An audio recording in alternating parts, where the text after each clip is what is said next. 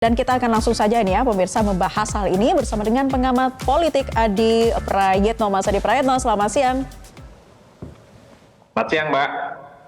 Oke, gimana nih tanggapan Anda lolosnya Bahlil sebagai calon tunggal Ketua Umum Partai Golkar? Nah, ini bisa menjadikan proses pemilihan berlangsung secara aklamasi ya meskipun masih tergantung dengan Munas. Tanggapannya? Ya, antara mengejutkan dan tidak mengejutkan. Tidak mengejutkan itu karena memang ini sesuai dengan bocoran publik beberapa waktu yang lalu bahwa yang akan jadi Ketua Umum Golkar secara aklamasi adalah Bahlil Lahadalia karena memang para kontestan yang lain itu tidak ada yang kemudian muncul sebagai penantang. Nah, mengejutkannya itu karena memang ini bukan Munas Golkar. Karena kalau kita tahu dalam setiap suksesi kepemimpinan Golkar pastinya dipenuhi dengan huru-hara dan kegaduhan. Publik kan men-tracking bagaimana persaingan antara Akbar Tanjung misalnya melawan Yusuf Kala beberapa waktu yang lalu soal perebutan ketua umum partai, termasuk misalnya bagaimana persaingan antara Burjal Bakri dengan Surya Paloh, termasuk misalnya juga persaingan antara Setia Novanto dan Ade Komarudin dan seterusnya dan seterusnya. Suasana cukup hangat, suasana cukup panas dan sangat menimbulkan gejolak yang cukup luar biasa. Bahkan karena saking bergejolaknya banyak elit-elit Golkar itu yang keluar kemudian mendirikan partai politik yang lain.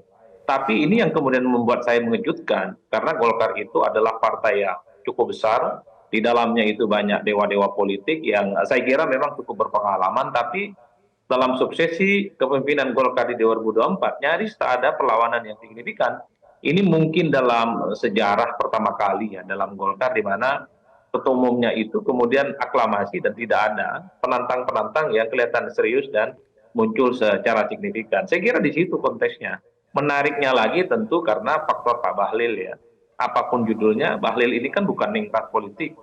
Pak Bahlil itu adalah orang yang sebenarnya berasal dari kalangan biasa, politisi bukan darah biru, tapi kemudian punya kesempatan politik untuk menjadi ketua umum Golkar, partai yang saya kira perolehan pileknya selalu signifikan, baik ketika pilpres ataupun ketika pileg dilakukan. Jadi itulah yang kemudian membuat kenapa orang itu selalu membicarakan Golkar itu antara menarik dan tidak menarik. Tidak menariknya karena nggak ada kompetisi. Terlampau sunyi, terlampau senyap, dan terlampau sepi. Ini bukan Munas Golkar seperti yang terjadi dalam pemilihan-pemilihan sebelumnya. Oke, Mas Adi, ini kan juga Bahlil mengklaim ya bahwa mendapatkan restu dari Pak Jokowi untuk mendaftarkan diri sebagai calon Ketua Umum Golkar. Mengapa resmi dari Pak Jokowi ini diperlukan? Apakah karena memang Bahlil menjadi menterinya Pak Jokowi atau karena memang ada faktor kemarin Pak Erlangga mengundurkan diri juga? Ya, saya kira memang kalau mau jujur, Golkar ini kan DNA politiknya adalah DNA kekuasaan. Jadi siapapun yang menjadi ketua umum Golkar adalah mereka yang pastinya mendapatkan restu, mendapatkan dukungan, dan mendapatkan effort dari presiden terpilih. Dan presiden yang saat ini sedang menjabat. Itu adalah hal-hal yang lumrah di Golkar ya. Bahkan kita tahu bahwa ketika Pak Erlangga Hartarto saat itu yang kemudian mencalonkan diri sebagai ketua umum Golkar juga adalah mendapatkan endorsement dan dukungan politik dari presiden saat itu. Bahkan ketika Setia Novanto berhadapan-hadapan dengan Ade Komarudin, itu juga konon mendapatkan restu dari presiden saat itu. Artinya apa? Syarat untuk menjadi ketua umum Golkar ini sudah menjadi maklum diketahui oleh publik adalah mereka yang kemudian mendapatkan dukungan dari presiden terpilih. Karena sejatinya Golkar ini adalah Golkar yang terafiliasi dengan pemerintah secara umum. Nah, yang kedua tentu saja memang di Golkar itu membutuhkan logistik yang tidak sedikit ya. Karena memang di Golkar itu ya, saya kira memang untuk mendapatkan dukungan-dukungan dari DPD-DPD yang jumlahnya banyak, tentu membutuhkan amunisi yang tidak mudah, yang saya kira siapapun yang menjadi ketua umum, maka asupan logistiknya ini juga kuat ya, dibandingkan dengan kandidat-kandidat yang lain.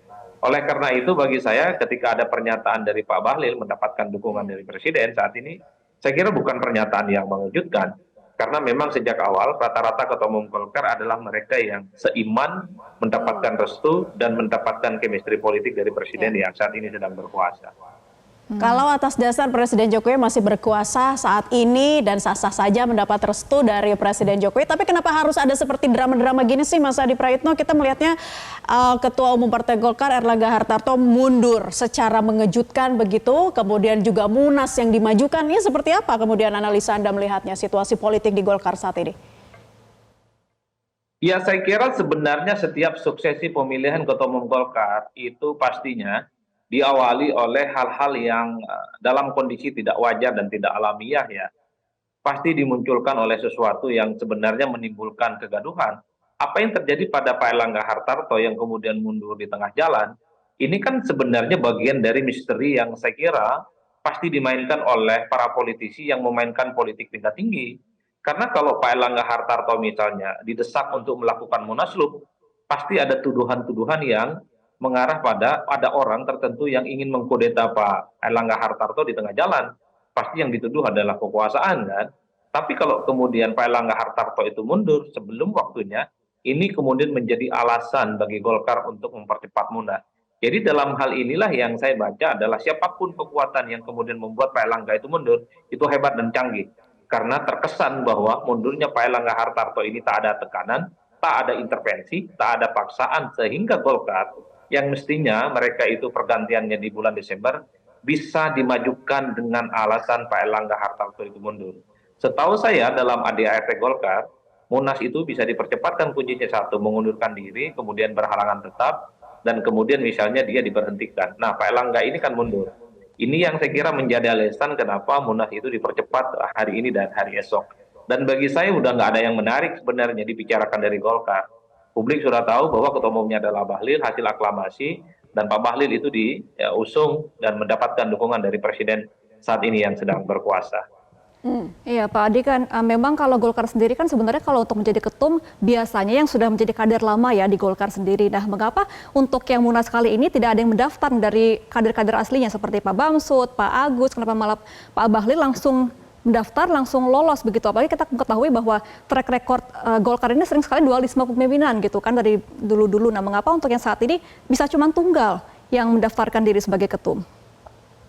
Itulah yang saya sebutkan di awal. Yang mengejutkan itu ini bukan Munas rasa Golkar. Ini mirip-mirip Majlis Ta'lim ini. Karena proses suksesi pergantiannya kan cukup sunyi dan cukup sepi. Ini bukan Golkar yang dikenal orang sejak lama yang penuh dengan kegaduhan dan huru-hara ya. Ini ya proses politik yang cukup smooth dan nggak ada riak-riak dan dinamika apapun. Ini menunjukkan betapa Pak Bahlil ini adalah sosok yang cukup powerful ya dan nyaris tak ada lawan tanding. Mungkin para penantangnya, mungkin para faksi-faksi yang ada di Golkar itu merasa bahwa melawan Bahlil dalam Munas kali ini itu tidak ada gunanya. Karena hampir bisa dipastikan dukungan politik, dukungan dan support politik secara penuh itu hanya diarahkan kepada Pak Bahlil. Oleh karena itu, sejak pendaftaran ketika Bahlil menyerahkan dokumen-dokumen, itu kan mendapatkan respon dan antusiasme yang cukup luar biasa oleh kader-kader Golkar yang ada di tempat dan dibandingkan dengan yang lain.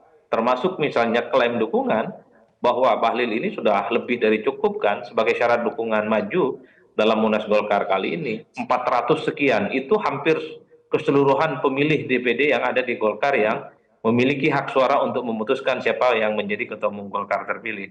Oleh karena itu, kenapa kemudian banyak yang bertanya-tanya, nyaris tak ada yang kemudian siap menentang Bahlil, saya menduga. Karena Pak Bahlil ini mendapatkan dukungan dari Presiden RI saat ini sesuai dengan pengakuan Pak Bahlil.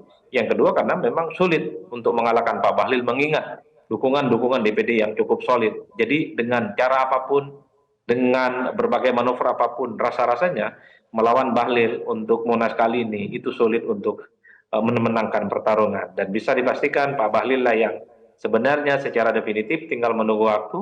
Mungkin besok secara aklamasi akan diputuskan sebagai ketua umum Golkar yang baru. Baik, ini Munas kali ini menjadi tidak menarik ya karena ada mungkin intervensi politik tingkat tinggi. Para penantangnya merasa tak ada gunanya bersaing dengan calon tunggal ini. Tapi pertanyaannya begini lagi Mas Adi. Jika Pak Bahlil mendapatkan restu dari Presiden Jokowi, lalu Pak Jokowi akan mendapat apa?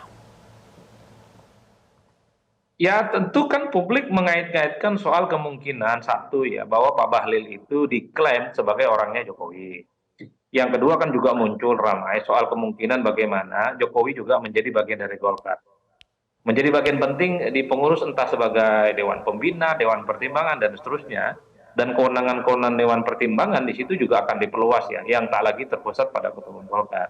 Tapi yang paling penting adalah ketika Golkar itu diidentifikasi sebagai bagian dari Jokowi, ini tentu menjadi penting karena memang Pak Jokowi setelah tak lagi jadi presiden tentu butuh cantolan dan akses politik yang saya kira lebih memungkinkan bagaimana Pak Jokowi itu punya bergen politik, punya partai yang saya kira bisa dijadikan sebagai alat negosiasi politik, sebagai bergen politik dengan partai-partai yang lain, baik kepada Prabowo Subianto ataupun dengan PDIP yang pastinya sudah diantisipasi akan terus melakukan serangan-serangan terbuka kepada Pak Jokowi.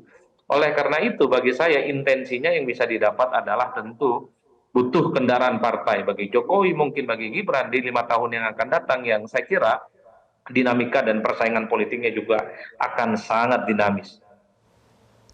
Ya, Mas Adi kan juga kemarin di awal Agustus sempat beredar surat ya bahwa ada satu paket Jokowi dan juga Bahlil untuk ke Golkar. Nah, pandangan Anda bagaimana ini kalau dari Golkarnya sendiri melihat adanya surat edaran ini?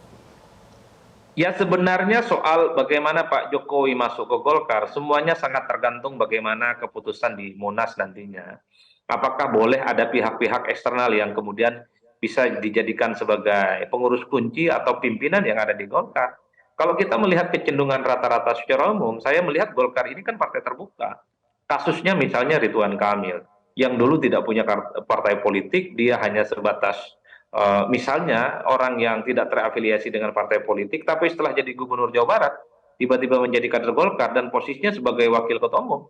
Itu menunjukkan betapa bahwa di Golkar secara internal keterbukaan untuk merekrut siapapun figur-figur publik, figur-figur penting di negara ini menjadi bagian dari Golkar sangatlah terbuka. Oleh karena itu, apalagi ini Jokowi masih menjabat sebagai presiden, apalagi ini ada Gibran sebagai wakil presiden terpilih, bukan tidak mungkin katup-katup yang selama ini menjadi jarak dan tidak memperbolehkan pihak eksternal untuk menjadi pengurus Golkar itu bisa dibuka dalam Rakernas dan kemudian dalam Munas Golkar kali ini. Karena apapun Jokowi dan Gibran itu adalah sosok yang punya nama besar, mantan presiden dan wakil presiden terpilih, yang saya kira pastinya juga akan dijadikan sebagai amunisi kepentingan politik Golkar untuk menghadapi persaingan politik di 5 tahun yang akan datang. Semuanya sangat tergantung Golkar, dan Golkar sejak lama merupakan partai politik yang dekat dengan kekuasaan dan partai politik yang sangat terbuka, siapapun boleh menjadi kader Golkar. Ya, kita balik lagi menyoroti mengenai Ketua Umum Partai Golkar sebelumnya, Erlangga Hartarto, yang mundur secara mendadak. Mundur dari ketum, tapi menurut Anda apakah sosok Erlangga masih memiliki tempat di Golkar? Kalau saya melihat ya kecenderungan rata-rata secara umum, sepertinya Pak Erlangga juga akan mendapatkan tempat ya, entah sebagai Dewan Pertimbangan, Dewan Pembina, dan seterusnya. Karena kalau kita melihat korespondensi historis di Golkar, mantan-mantan ketua umum pastinya ditempatkan di posisi yang cukup kunci, di posisi yang cukup terhormat, sehingga segala keputusan politik Golkar itu juga mendapatkan effort dan masukan-masukan dari mantan-mantan ketua umum Golkar yang ada. Oleh karena itu, saya termasuk yang meyakini bahwa dengan segala prestasi yang dimiliki oleh Pak Erlangga Hartarto, mampu membuat Golkar naik secara signifikan, kontribusinya misalnya juga penting terkait dengan pemenangan Pilpres saat itu, maka posisi Pak Erlangga, sekalipun tak lagi menjadi ketua umum, pasti berada di posisi yang cukup strategis, posisi yang cukup dihormati, sehingga peran-peran dan pikiran-pikiran Pak Erlangga itu akan selalu ditampung dan diminta oleh pengurus-pengurus Golkar yang baru ini. Baik. Oke, baik Mas Adi, kita masih akan berdiskusi nih mengenai bagaimana jalannya Munas Golkar, tapi kita akan jeda terlebih dahulu. Mas Adi, tetap bersama kami pemirsa dalam program Newsline. Pemirsa, kita akan kembali melanjutkan perbincangan bersama dengan pengamat politik Mas Adi Prayitno. Mas Adi masih bergabung bersama kami di kesempatan Newsline kali ini. Siap, Mbak. Mas Adi, baik. Mas Adi, pertanyaannya, jika Bahlil dipilih nih ya dengan restu Jokowi, apakah Golkar akan mendominasi di kabinet selanjutnya? Iya, dan apakah juga ada keuntungan nih Mas Adi untuk Pilkada dan juga Pilpres tahun 2029? Karena kan kita tahu kalau prestasi Golkar ini selama 10 tahun terakhir di Pak Erlangga. Saya kira kalau soal komposisi kabinet, saya kira memang hak penuh dan otoratisnya itu ada di Prabowo Subianto. Saya termasuk yang meyakini bahwa soal komposisi menteri pastinya itu akan banyak dimiliki oleh kader-kader Gerindra sebagai partai pemenang Pilpres. Tak ada rumusnya di negara ini komposisi menteri itu dimiliki oleh partai yang bukan pemenang Pilpres. Oleh karena itu, bagi saya masih cukup yakin bahwa Golkar itu pasti masih di bawah Gerindra posisi kabinet di di menteri. Nah, tapi yang kedua, Kalau memang Golkar itu saat ini misalnya memiliki irisan politik dengan Pak Jokowi, ya tentu Golkar akan menjadi kekuatan politik yang cukup luar biasa. Karena apapun ya Golkar ini masih akan punya pengaruh. Pertama dari segi Pak Jokowi yang mungkin 2 bulan lagi sebagai mantan presiden, tapi untuk di 5 tahun yang akan datang, Golkar itu mungkin juga akan punya kader namanya Mas Gibran. Karena Gibran juga dikaitkan dengan Golkar yang posisinya sebagai wakil presiden, apapun judulnya di negara ini, posisi wakil presiden itu tetap signifikan dan tetap penting. Oleh karena itu bagi saya ketika Golkar ini misalnya adalah ketua umumnya itu cukup dekat dengan Pak Jokowi, identik dengan Pak Jokowi, ya ke depan tentu saja orkestrasi politik, kepentingan politik Golkar pastinya dalam banyak hal akan ditentukan oleh bagaimana saran-saran dan masukan oleh Pak Jokowi. Tentu dengan catatan kalau Pak Jokowi itu menjadi bagian dari Golkar. Tapi beda ceritanya kalau Jokowi itu tak masuk jadi Golkar, tidak menjadi orang penting di Golkar, ya saya kira pengaruh Jokowi di Golkar itu hanya selesai setelah tak lagi menjadi presiden. Dan ingat Mbak, saya juga tidak terlampau yakin bahwa setelah tanggal 20 Oktober, kondisi Golkar itu akan baik-baik saja. Karena memang konstelasi politiknya akan berubah. Jangan-jangan kondisi Golkar yang saat ini cukup adem, cukup kondusif, seakan-akan tidak ada persoalan. Karena mungkin yang dihadapi itu adalah orang yang cukup dekat dengan kekuasaan dan istana, tapi bukan tidak mungkin setelah tak lagi punya cantolan kekuasaan politik, suasana di internal Golkar itu akan kembali bergemuruh, kembali bergejolak gitu ya, yang saya kira itu juga masih memunculkan adanya dinamika dan gejolak-gejolak yang bisa mengarahkan munculnya apa yang disebut dengan munaslup di kemudian hari. Kita nggak pernah tahu. Baik, kita tunggu saja nanti ya akan seperti apa dinamikanya, bagaimana juga tergantung nantinya apakah masuk atau tidaknya Pak Jokowi di dalam tubuh Golkar. Ya, mungkin tidak mendominasi di kabinet namun akan menjadi kekuatan politik yang begitu luar biasa. Terima kasih atas analisa Anda, pengamat politik Mas Adi Prayitno sudah bergabung di kesempatan Newslive. Jelajahi cara baru mendapatkan informasi. Download Metro TV Extend sekarang.